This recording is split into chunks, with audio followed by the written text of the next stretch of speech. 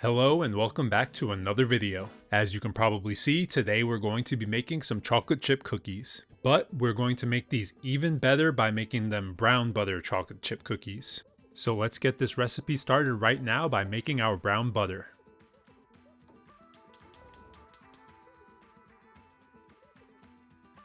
We're going to add to our pot 1 cup or 2 sticks of unsalted butter. The stove is currently set to medium-low heat. Once the sticks of butter are in the pot, we're going to wait until they melt completely. You can also stir the butter occasionally if you like. Now that the butter is completely melted, we're going to turn the heat up to medium. As the butter is heating up, you should be constantly stirring to make sure that the butter does not heat up too quickly and burn. As it continues to heat up, you'll see a layer of foam develop on top. This is actually the water boiling and evaporating from the butter. So continue stirring until the foam disappears and it starts looking something like this. This means that the water is gone and we now have clarified melted butter. At this point, we can reduce the heat back down to medium-low. Keep stirring and watching until you see the butter starting to turn brown. Soon enough, you'll start to see the butter solids at the bottom of the pot start to turn a nice golden brown. You'll probably also notice that it smells great too. Once you're at this point, turn the stove off and remove it from the heat immediately. As you can see, the bits at the bottom are a nice light brown. Now you should immediately transfer the butter from the pot to a bowl or other container. I had to set up my camera first, so you might notice that my butter got a little bit darker. This was still fine, just don't let it get much darker than this, and as long as it doesn't smell burnt, you're still good. Now we'll set this aside to cool. You can even put it in the fridge for a few minutes. Then we'll move on to our dry ingredients. Grab a large mixing bowl and start off by adding 2.5 cups of all-purpose flour. Next, add 1 teaspoon of cornstarch. Sometimes it can be a little tricky to get unstuck.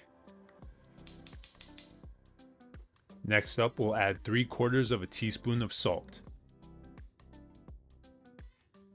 followed by 1 teaspoon of baking soda, and 1/2 teaspoon of baking powder. That's it for the dry ingredients. Stir them together quickly and set them to the side for now. Now grab a standing mixer if you have one. You can also use a hand mixer. If you don't have either of those, get ready for a little bit of a workout. We're going to be mixing together our wet ingredients. First up is 1 cup of firmly packed brown sugar. You can use light or dark. Next up is 1/2 cup of white sugar. If you want, you can play around with this ratio of white and brown sugar, but I prefer a little bit more brown sugar in mine. Next, we'll add 2 teaspoons of vanilla extract. Next, we'll add our brown butter, which should now be cooled down to around room temperature. Use a rubber spatula to make sure you get all of it into the mixing bowl. Now we'll grab the bowl with all these ingredients and put it onto the mixer. Next, go and grab your whisk attachment and put it onto the mixer. Make sure that it's completely secure and lock it in. Now we'll turn the mixer on, starting it at low speed. Then continue to ramp it up until we get to around medium-high.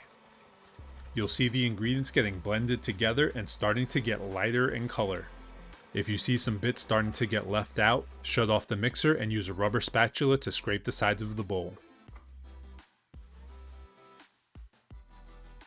Now that everything is back in, get the mixer back up to medium-high speed and continue to beat everything together until you get a uniform creamy mixture. It should look something like this. Once you're here, turn the speed down to low on the mixer and add in 2 eggs. As the eggs start to get incorporated in, you'll notice the mixture getting smoother and lighter in color. Once both eggs are in, turn the speed back up to medium-high on the mixer and continue to mix until everything is blended together.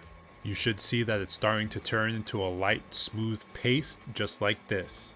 Again, you can grab a rubber spatula and make sure that everything is mixed in properly. At this point, we can reduce the speed back down to low and begin to gradually add our dry ingredients. Use whatever method you think is best to not spill everything all over the place. Once everything is in, continue the mix at medium speed until everything is combined together.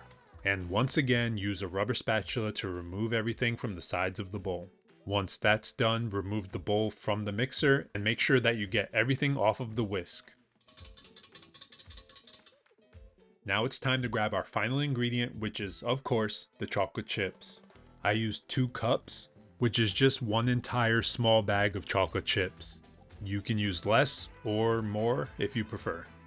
Then use a spoon or spatula to evenly distribute the chips throughout the dough. You can even do this in the mixer if you haven't taken the bowl out yet, which would make things a little bit quicker than this. But soon enough it'll all be mixed in and you'll end up with a dough looking something like this.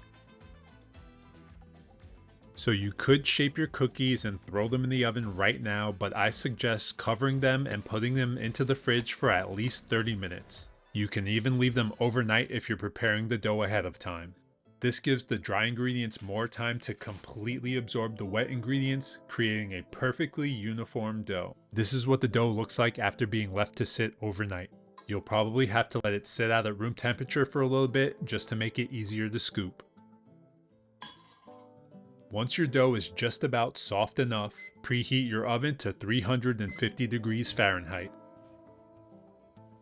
Now that the dough is finally soft enough, I grabbed my baking sheet and lined it with some parchment paper. So now the size of the cookies that you want to make are entirely up to you. This may change the baking time if you make them much bigger or smaller, but for this batch here, I scooped out dough balls that were about 1.5 inches wide. Make sure that you spread them far enough apart on the baking sheet so they don't start overlapping each other while they're baking. Now they're all ready to go, let's bring them over to the oven. The oven is preheated and ready to go, so they're going to go into the middle rack. And we're going to go ahead and leave them in there for about 10 to 12 minutes. They might need a few more minutes if the dough is cold, or if you, for some reason, prefer drier cookies. I think they're finally ready. Let's take a look. Alright, these are looking perfect, just how I like them, which is a little bit underbaked so they're light on top, but you can still see the golden brown ring around the edges. So now we're going to leave them here just for a few minutes, basically until they're cool enough to touch and we can take them off of the baking sheet. They'll also deflate a little bit as they're cooling. That's perfectly normal. It's time to move them to our serving plate.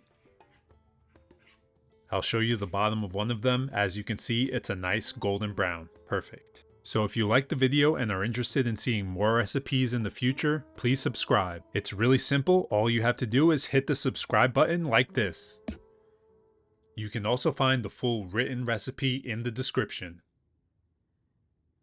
And if you do plan to give this recipe a try, you can give the video a like and save it for later. Thank you for watching and making it all the way to the end of this video. I hope to see you again in another one.